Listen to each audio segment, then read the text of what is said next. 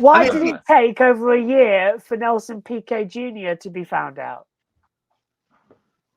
Well, that's another. When we all went, that was dodgy at the time. Well, they're still trying to change those results, right? No,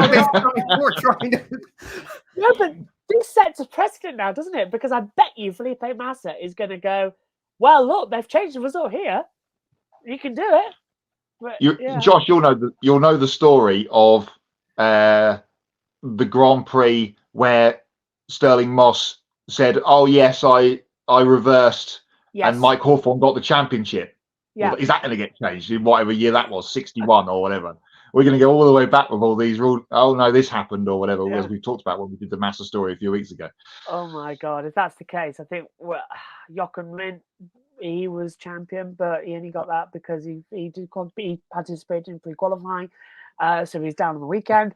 Hamilton in 07 China, he could have received outside assistance but didn't, because at that point McLaren didn't know it wasn't against the rules, but then it was against the rules. There's so many rabbit holes you can go down. Yeah, but to the point, and I brought this up in the chat on several shows ago. I think the last time you guys were talking about Massa, like Mark Martin, they should have thrown him a yellow. Let's just give you your Daytona 500 over Kevin Harvick, right? J.R. Hildebrand, let's give you the Indy 500 over Dan Weldon, because they actually threw a yellow a little bit sooner and the caution lights were delayed, and Weldon passed you under the yellow with you. So even though you had a limping car, you win the Indy 500. Let's give the Sixers game 2 of their NBA playoff series right now against the Knicks, because Stephen A. Smith, the biggest Knicks fan on the planet, even admitted on First Take that the Sixers got robbed because the NBA came out with their last 2-minute report. I mean, where does it end?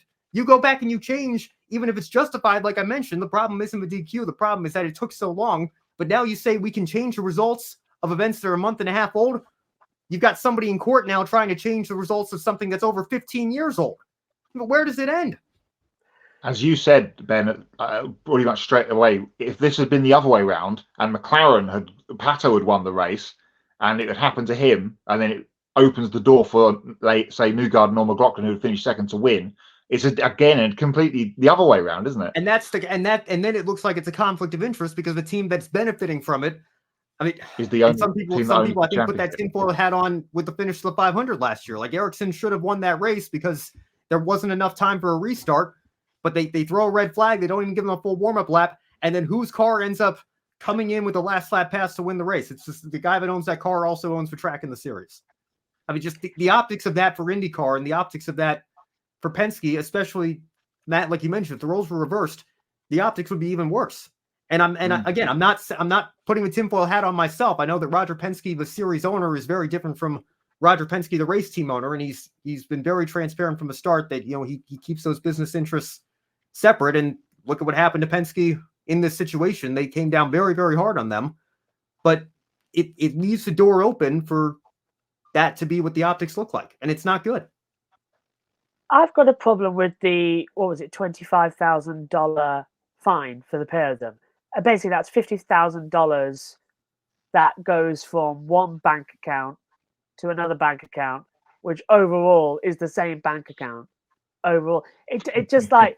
It's not. It doesn't seem harsh enough. It doesn't, because if you've effectively cheated, and the drivers must have known something, because it as you said, Matt, as well, and Ben, you've said as well, they've deployed on restarts, but it's a rule you don't deploy on restarts. So why did they press that button? Why did they know it would be activated?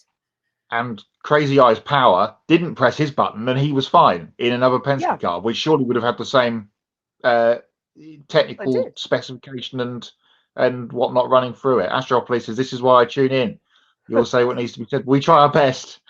We try our best. We don't want to be talking about this stuff. Let's be honest. We're all IndyCar fans here, and we want to see this series blossom." And I said, probably about this sort of time last year, when the rumblings in Formula One began, this is the time for IndyCar to strike, and they've struck out. No, they've got it right, because they've got the off-track drama that Formula One's got, so they've got it right. Oh, true. That's very true. I want to go on that note so badly, but we got to save it for a later segment of the show. Later on, yes.